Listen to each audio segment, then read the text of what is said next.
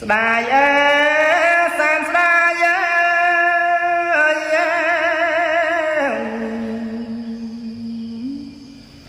កូនកំព្រី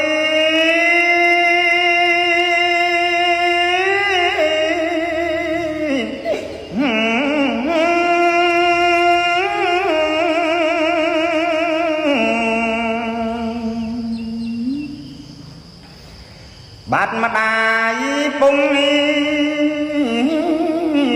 សែនចំបែង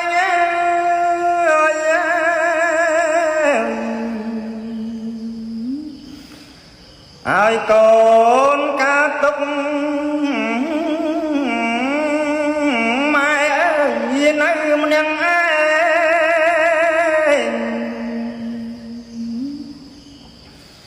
ក្តីសោក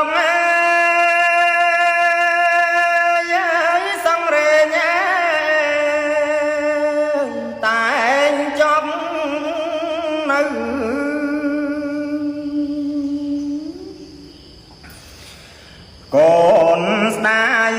កូនម្ដាយ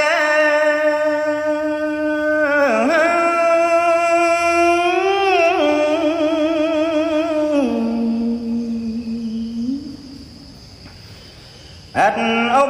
បមា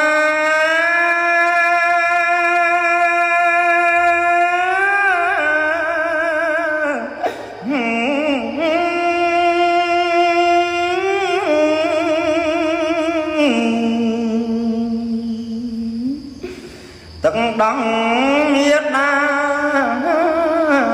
កេងបំបើ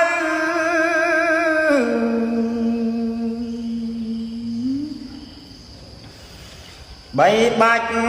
រៀងសាកូនអត់មកសៅ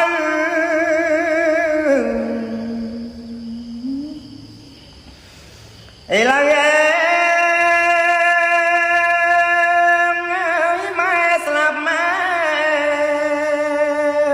ចោលកូ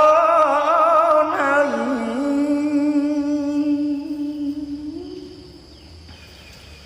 ហេតុតែកម្មកូន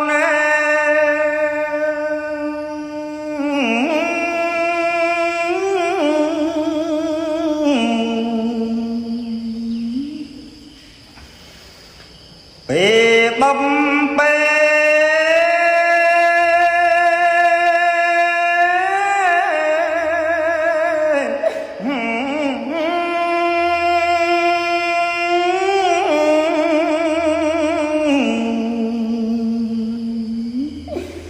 ប្រត់ពីនឹងម៉ែព្រះ